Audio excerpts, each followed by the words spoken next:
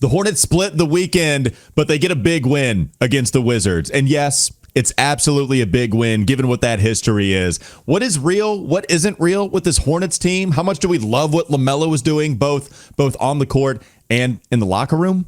Messages to his teammates? Is he a new leader now? All of that stuff today. Locked On Hornets.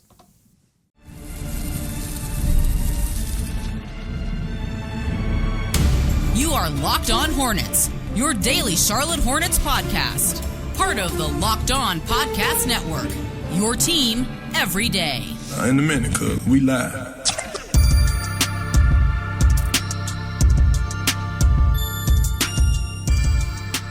It's Locked On Hornets, part of the Locked On Podcast Network. It's your team every day. Thanks for making us your first listen. We're free and available anywhere you get your podcast, and that does include YouTube. Doug Branson will show up in just a moment if you're watching us on YouTube. Where is he? Where is he? Where is he? Where's Doug? Dougie B. Sorry, I was busy. There he is. I was busy. I was a busy little bee getting my big dub hat. Out. I can't believe it.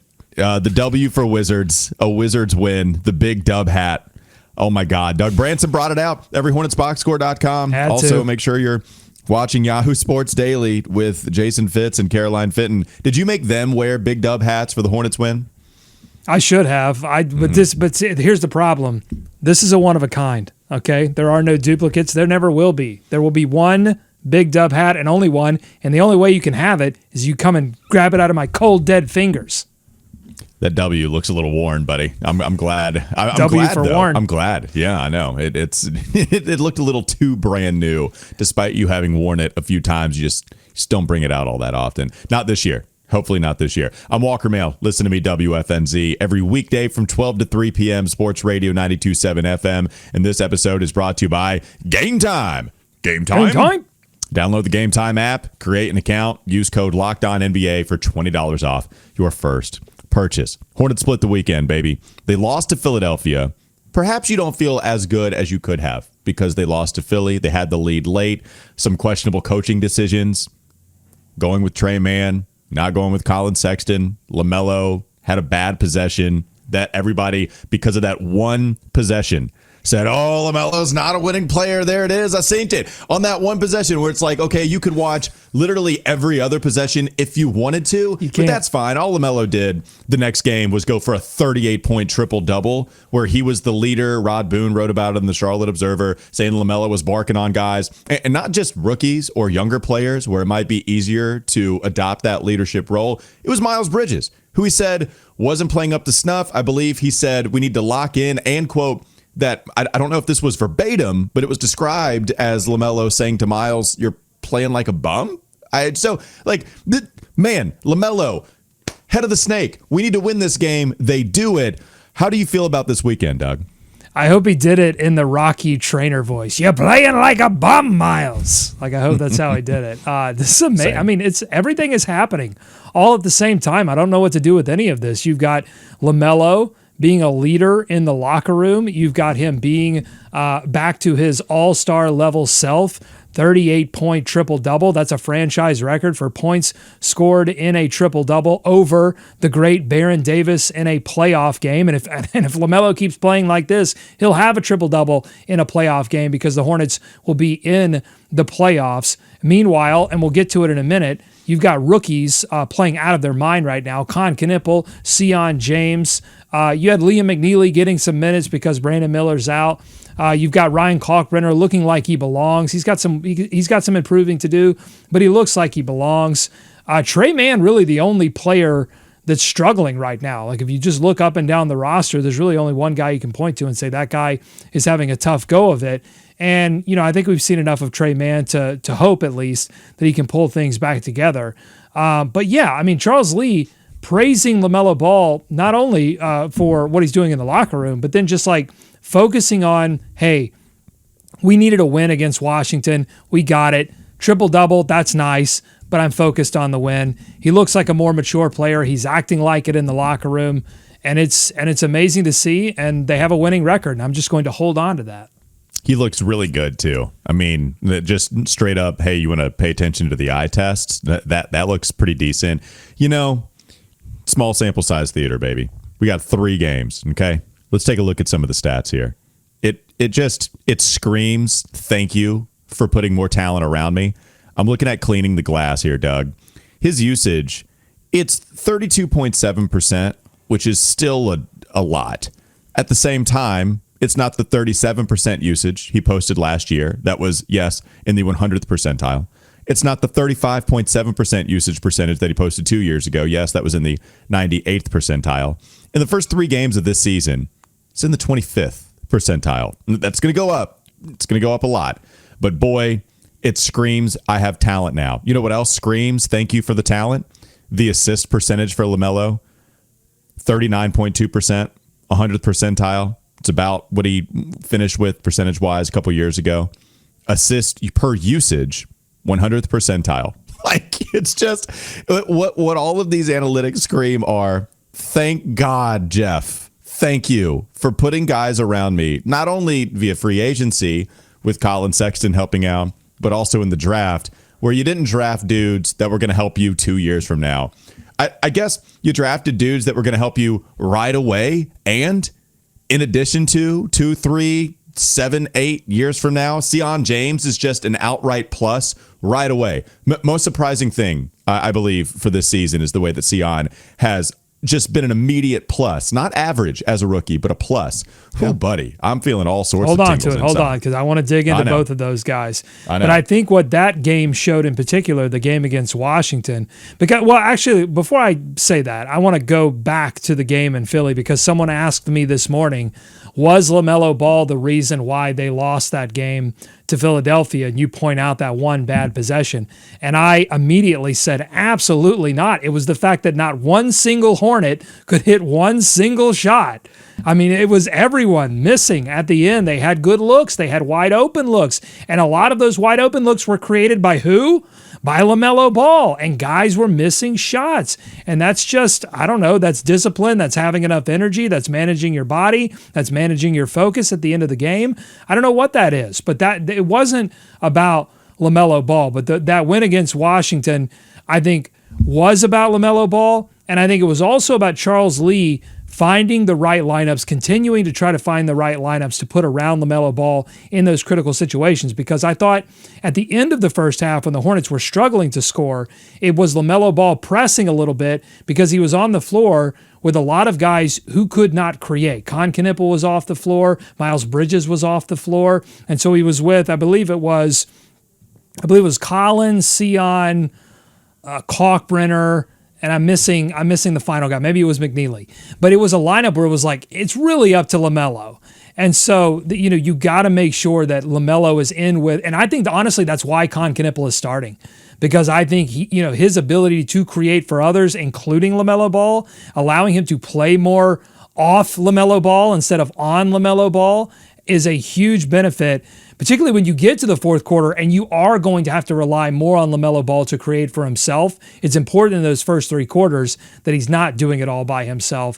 So, yeah, it's going to be if Brandon Miller misses a lot of time, even a couple weeks, like it's going to be a challenge for Charles Lee to make sure that he has those lineups with LaMelo Ball where, there are enough creators on the floor for him to make the biggest difference. Yeah, last thing, you just talk about some of the lineups. Outside of the 4 possessions that your garbage time lineup ran, where Pat Connaughton enters the game, outside of that, just looking at the most efficient on a points per possession base lineup, LaMelo's in the first one, LaMelo's in the second one, LaMelo's in the third one, LaMelo's in the fourth one. It's just LaMelo being all over the place because he clearly is the engine that makes this thing go. And you're talking about the 40 possessions that your main group ran with one another. That's LaMelo, Miles, Colin, Kalkbrenner. Then you're talking about 5 for Miles, LaMelo, Colin, Musa, 10 for LaMelo, Sion, Musa, Tijon, just whatever permutation, combination, whatever word you want to throw out there, LaMelo's in it for your most efficient lineups, and it just goes to show you, man. It's almost just a thank you, Jeff, from me, not only LaMelo, because I felt crazy. I felt crazy trying to convince people, can we just see what LaMelo's about when there's finally enough talent around him rather than just calling him a losing player? Can we just see non-G leaguers and competent talent? Can we see it? we're seeing it now, and it's only 3 games, so I don't want to hurt myself, but I like what I see so far. Coming up next on the Locked On Hornets podcast. Bees everywhere! We have more takes from Doug in the Big Dub hat. We'll share more observations over the Philly and Washington game. Got to talk about the Rooks also, and we'll provide some updates on Brandon Miller. That's all still to come. LOH.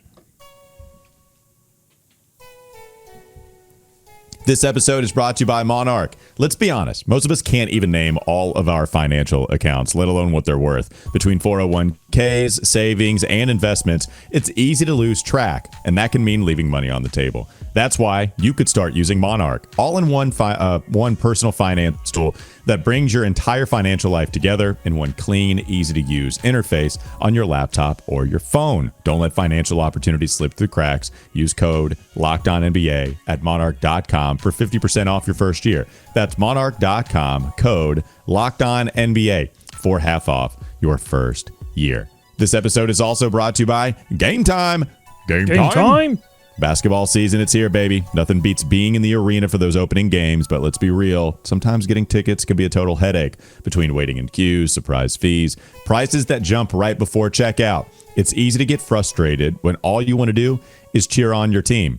That's where Game Time comes in, the app that gives the fans the advantage, and it's your ultimate life hack for scoring amazing NBA tickets fast, easy, and stress-free. Take the guesswork out of buying NBA tickets with Game Time. Download the Game Time app, create an account, use code LOCKEDONNBA for $20 off your first purchase. Terms apply. Again, that's code LOCKEDONNBA. Locked On NBA for $20 off. Swipe, tap, ticket, go. More Locked On Hornets ahead.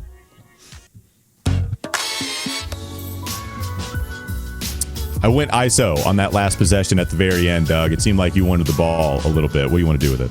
No, I appreciate you keeping us on time. I really do. I just did want to get this stat in. Per Sam Purley on Twitter, per StatHead, LaMelo Ball is the second player in NBA history to total 85-plus points, 25-plus rebounds, 25-plus assists, and 5-plus steals in his team's first 3 games of the season since 1972-73. The only other player to do that is Larry Bird in 87-88. I made the Larry Bird comparison in Summer League to Knueppel, but I had it all wrong. Yeah. It's LaMelo Ball. He is playing really great basketball, but it does, I think, my guy Matt Moore from Locked On NBA and Locked On Nuggets was lamenting some of the LaMelo shots in the first half. And honestly, he had every right to lament them because there were some wild shots, particularly at the end of that first half. And I think that's, when we talk about is LaMelo a winning player or not, I think a lot of that's going to come down to whether or not the Hornets win. And that sounds silly and like it might break your brain, but it's like if the Hornets, whether it had to do with LaMelo or not, had the Hornets relinquished that lead to the Wizards, had they gone on a run, had Keyshawn, who they had a great defensive game plan against him, Keyshawn George came into the game super hot. And they put the clamps on him in a great way. But had they not, and Keyshawn gotten hot in the fourth quarter, and they had lost that game by 1, everybody would have just been really honing in on those shots in the second half. So, yeah, I mean, a lot of the burden of this team, particularly with Brandon Miller out, is on LaMelo Ball, and he carried the burden and got the win against a team that blanked them last season. That's why the Big Dub hat is on. Not because the Hornets beat the Wizards. Nobody's going to care about that except the sickos, but we care because we couldn't beat the Wizards last season, and now they finally did. It is because they beat the Wizards. It means something different to us than it does to you, fan watching this podcast of a different basketball team. It means something different. Plus, if I'm not mistaken, didn't we have some weird beef this offseason with Wizards fans? I think that happened. I don't know. If it did, I'm glad we got the win over the weekend. That's not a beef. That's a fight in a convenience store bathroom. But the kind of convenience store bathroom I'm talking about. Nobody wins. When you fight in a convenience store bathroom, no one wins. Yeah. That beef had mad cow disease. That was that beef. It was not very good. Let's move on and talk a little bit more about LaMelo, the help that he has around him, and the Rooks. Because I think one aspect in which LaMelo is helped here, it's because of what Con and Sion do. They called it out on the broadcast against Washington. Adele and Eric were talking about it. The gravity that LaMelo has surrounding him. So when you're running pick and rolls or you're running flare screens and you see the defense pay so close attention to LaMelo, because that's what you're supposed to do when you face the Hornets every single possession over the last 5 years, it leaves Khan wide open for some of these threes. I mean, how many wide open threes has he not only attempted, but just drilled? Sion James, same thing. And perhaps some of it is allowing those rookies, testing them to see if they're really about that life. Oh, yeah. But they were. And it's all the attention is on LaMelo, which, of course, opens everything up. But my God, Khan and Sion, we can focus on Kalkbrenner in a moment, too. But Sion, Doug, I mean, maybe we go with the second-round pick because I do believe he's the biggest surprise. I think what's so surprising about him is that he didn't provide any of this in Summer League. I mean, perhaps I shouldn't say any, but he wasn't this consistent at all in Summer League. He wasn't providing this level of consistency even in the preseason. When it turned on was the opener. Every single game in the regular season, all three have been better games, in my opinion, than what he played all Summer League and all preseason. You combine all those games. The best three that he's played have been the last three in a row. Just so happens to align with the regular season. He's been awesome defensively. Sam Vecini taking notice. Also, you can go wherever you want, but Sion James, man, like that is the immediate surprise given just how much he's contributed. And he's getting comparisons that are fun names like Alex Caruso and Lou Dort. That's the one, baby. Yeah, I mean, I would throw Nesmith in there for the Pacers. I think, particularly if the shooting look, I don't know that it's going to continue to be this hot because you make a good point. He's getting wide open shots for a different reason than Khan is. Khan's playing alongside LaMelo Ball a lot, so LaMelo Ball is dragging defenders away from Khan. But not only that, Knueppel is creating that space for himself. He is great. He is fantastic at relocating. Again, his footwork is just magnificent. It's beautiful to watch as he positions himself in the corner on the wing to get open for shots. That's a lot of Khan's skill. For Sion, I think it is about defenses they're not going to worry about him as much. They want to worry about if he's on the floor with Miles or if he's on the floor with LaMelo. They're willing to back off. The scouting reports haven't caught up to Sion James. They will, just like they do for every rookie that stands out. There's levels to this thing. It's like, particularly for guys that aren't drafted in the top 5 or 10 of a draft, you're going to have that moment where it's like, all right, we're going to see what you can do. Okay, now the second test comes when the scouting reports do catch up and the defenses do start to adjust. And so we'll see how Sion reacts to that. But so far, he has done everything you could possibly ask of him, including crazy on-ball defense. And it's just like so many of these players are doing so many things that it's like, wow, yes, we have been missing this for so long. We have not been able to watch this as Hornets fans for so long. Guys that are just getting up in shirts, being disruptive defensively, and then knowing what to do with it once the ball comes out and you get into transition. Sion has been great at that as well. 2 steals and a block in this game against the Wizards. Just great stuff from Sion and Khan. I've got a quote from LaMelo Ball here talking about playing with Knueppel. He says, quote, He knows the right stuff to do. He's got a big frame. He plays defense and offense. He knows all the plays. He knows where to be, what to do. With a player like that, you obviously want him on the floor. I said in the first segment, I think there's a reason Knueppel has been starting, and it doesn't just have to do with Brandon Miller missing. I think he's starting because I think there's something there with having him next to LaMelo. I think LaMelo knows there's something there because LaMelo, just in terms of an IQ and an instinct level, is top tier in the NBA. A lot of things you can criticize with LaMelo Ball, but you can't criticize the IQ or the instincts. And he's telling you right now, this guy knows what he's doing, so you have to take that seriously.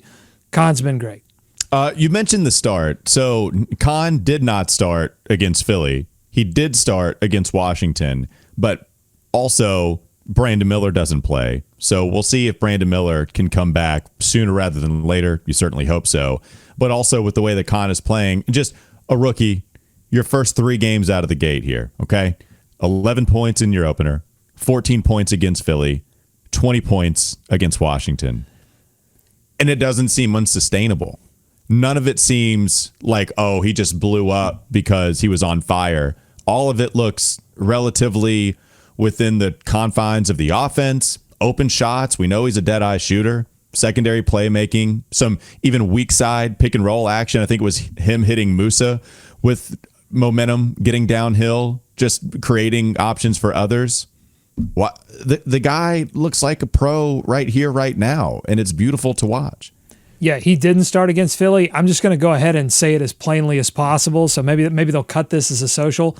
Knueppel should be starting for the Charlotte Hornets when Brandon Miller gets back and healthy. He should be the starter. There's just no question. Colin Sexton, we need to do a whole segment on how great Colin Sexton has been. Mm-hmm. But I think Colin Sexton is a powerful force to come off the bench and take advantage of second unit defenses. I think Knueppel opens things up for LaMelo Ball in a special way. And by the way, Knueppel is your 4th overall selection. He obviously belongs on the floor. He's part of the future of your franchise. Okay, enough, Charles Lee. Knueppel should be starting the rest of the season. That's a man that knows how to game the system. I love it. That was a great YouTube short clip. Put it out there. Let's go viral. Coming up next on the Locked On Hornets podcast. He's everywhere! Yeah, Colin Sexton, Brandon Miller, plenty more to get to, man. An eventful weekend for the Hornets. Stick around. We'll talk about it more in the final segment. This episode is brought to you by FanDuel. We appreciate them as always, man. The NBA, it's back, and there's no better place to get in on the action than with FanDuel, the official sports betting partner of the NBA. Even if you missed the start of the game or want to ride the hot hand, FanDuel has live bets on everything from who will score next to fourth quarter comebacks. Plus, you can even combine your live bets into a same game parlay for a shot at a bigger payout, which I got to say, Olivia, she did a same game parlay for the Jets, not the Jets, excuse me, the Giants and the Eagles game. She did 4 players to score anytime touchdowns. A 4-player anytime touchdown, same game parlay. She hit on the Jackson Dart rushing touchdown with a minute. Why is she so good at this? Yikes. Why? Anyways, thank you, FanDuel. You can experience that kind of euphoria that she did, and then I did because I realized I got more Christmas presents coming my way. Go to FanDuel. Do it, folks. It's unreal. Right now, FanDuel is giving new customers $300 in bonus bets when your first $5 bet wins. So head to FanDuel.com to sign up and play your game with FanDuel, the official sports betting partner of the NBA. More Locked On Hornets ahead.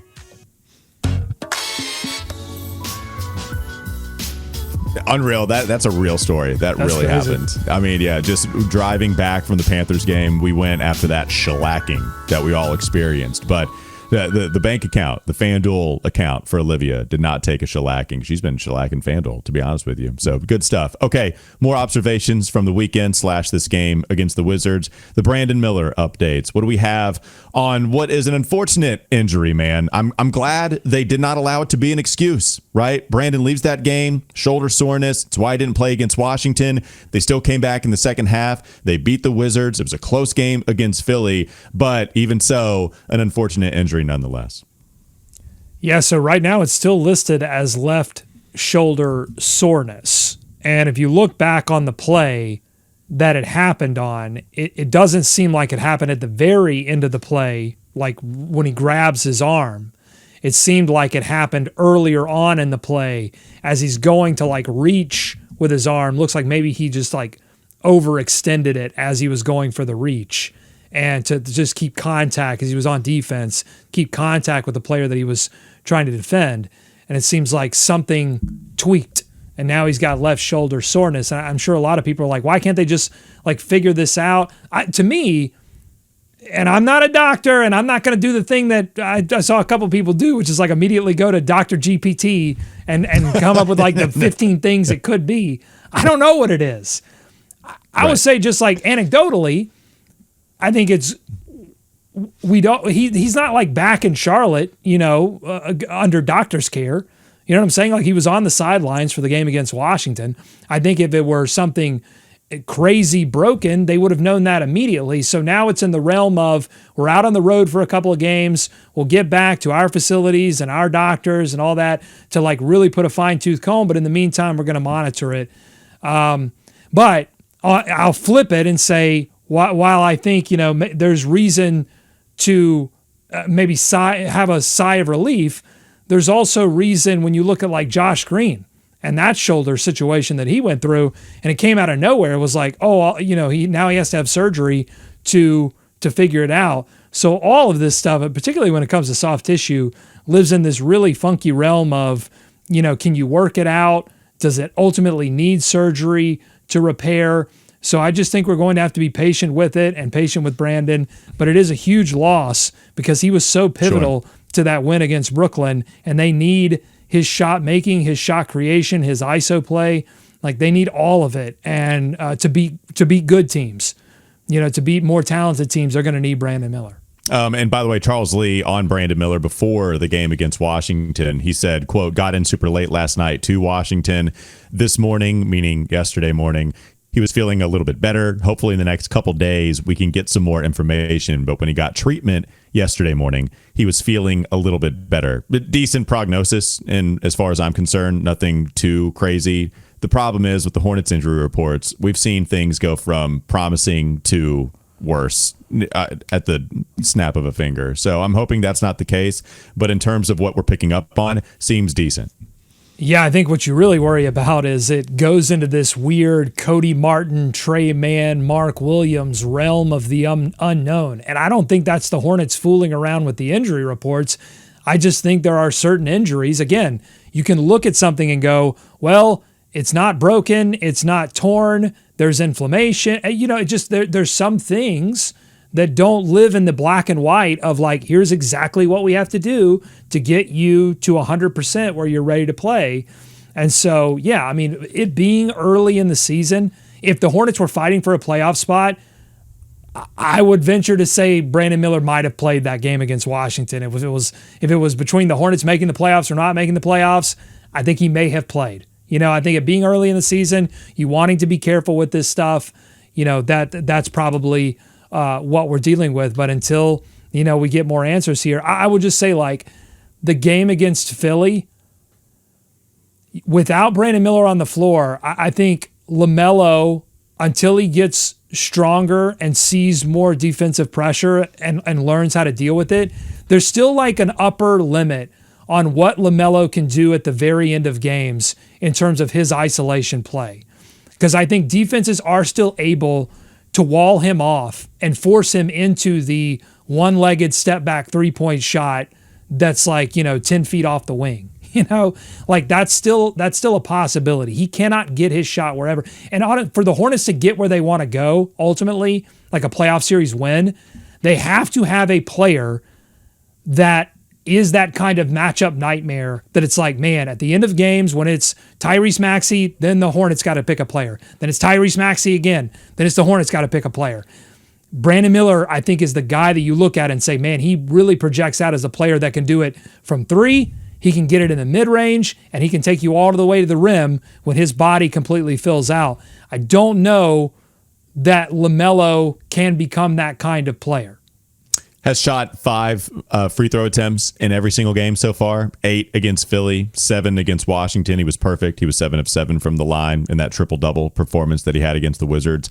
Not turning over the basketball at a high rate either, especially with the usage percentage that he brings to the table. 3 turnovers against Brooklyn, 4 apiece against Philly and Washington. And just something that makes me feel all warm and fuzzy inside. I love it when the ball is popping. Charles Lee, same thing. How about 30 assists in every single game to start the year? At least 30 in each of these games. Beautiful to watch.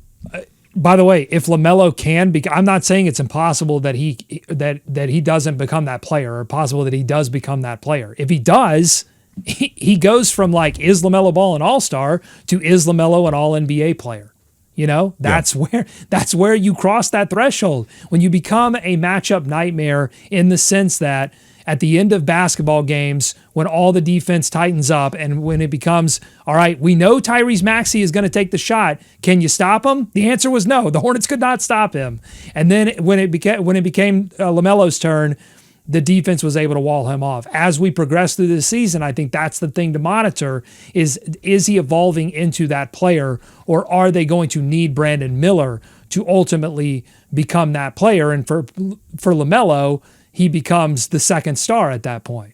Should discuss a few more things, maybe rapid fire, quote unquote, before we end the show today. Colin Sexton, should talk about him, averaging almost 19 points a game, has been very good, efficient from the field the last couple of contests. Only 17 minutes in that game against Brooklyn, but 30 against Philly, 33 against Washington. I know fans were clamoring for him to be out there at the end of that game against Philadelphia. Instead, it was Trey Mann. Trey Mann did not play very well. Thoughts on Sexton? He's awesome. He's everything. Good thought. It's, yeah. He's everything and more that the Hornets have needed for years. A guy that can just put his head down in transition or in the half court. In the half court, go get fouled. In transition, just completely Russell Westbrook style, get to the rim and beat defenses that aren't prepared for it. What happens when the defenses are more prepared for it? That's going to be an interesting question as we get through the season. Do we see more? There was a particular shot that I know that Utah fans were very familiar with where Colin drives and gets cut off and takes this weird like turnaround jump shot, like a 270 turnaround jump shot from the mid post. I saw that shot. I don't know if it was against Philly or Washington, but I'm like, I did the Once Upon a Time in meme where it's Leonardo DiCaprio pointing at the TV. I'm like, there it is. That's what they've talked about in Utah, because that's a shot, he's known for in a bad way. And so how does it evolve that way? But so far, it's been all Colin Sexton getting straight to the rim and just doing tremendous amounts of damage there. I don't know if you thought this, Walker, but my thought on why Lee didn't play Colin Sexton is because this team right now, without Josh Green and without Grant Williams, is intelligent length deprived. And so I think they went Trey Mann just to get a hand a little bit higher up on Maxey and try to just cut off his vision to the rim, which that's the thing about Colin Sexton. Can strip steal you, tries really hard on defense, can stay with you, but you can shoot over the top. And like everybody has tall guards now to shoot over the top. And I think that's the only thing Lee was thinking. It wasn't about, Trey Mann's offense or, Trey Mann is a all-around better defender. I just think it was about getting length on Maxey. That makes sense. And also, I don't know if you're looking for some turnovers there too, because I do think Trey has been good in passing lanes in the past, maybe more so than Colin, who's trying to stay in front of his guys and provide a brick wall, even if you can shoot over the top of them. But to me, I really like Trey Mann as a player. I know that they didn't want to go away from the hot hand. All the Hornets fans that didn't like that decision, that makes sense because Colin was playing very well, particularly down the stretch. But I do think you have two guards that I trust in those situations. Like I don't not trust Trey. And while we think he hasn't been great to start the season, I actually do think he was quite good against the Nets. I mean, he was getting a ton of separation. I thought he was doing well in that opener. It's maybe the last two that Trey hasn't been playing well. And he was injured in this game against Washington. He comes back after getting hit in the face, but he does come back. So, like, for anybody that's going a little too hard on Trey, I would just chill. He had a good game against Brooklyn. I would say it was not a very good game against Philly. He got hurt against Washington, plus small sample size theater. Last thing on Colin and LaMelo and how everybody compliments one another. I think you know how the right side of your brain is paired with creativity and artistry, and the left side of your brain is much more for the logical approach. I feel like LaMelo is our right brain and Colin is our left brain, and that's why they play so well on the court. They're one brain on the court together. Colin is like, hey, you know what I could do? I could just go through all these guys and get to the basket. You know what? If I just run faster than every single defender out there and get by them, I could probably score a couple layups here in transition. Where LaMelo's like, yeah, but have you thought about doing it this way? And then, whoop, Magic Johnson pass to the corner. Right brain, left brain. Colin LaMelo. Colin's the kid in school where you like laid a maze in front of everyone, like to draw on, and all the kids were like, and Colin looks at it and goes, here. to here. That's it. Forget the maze. I'm just going straight through the walls. I don't need to overthink this. And guess what? It's working. And Miles is doing the same thing too. He's just putting his head down, not overthinking it, getting all the way to the rack and getting fouled.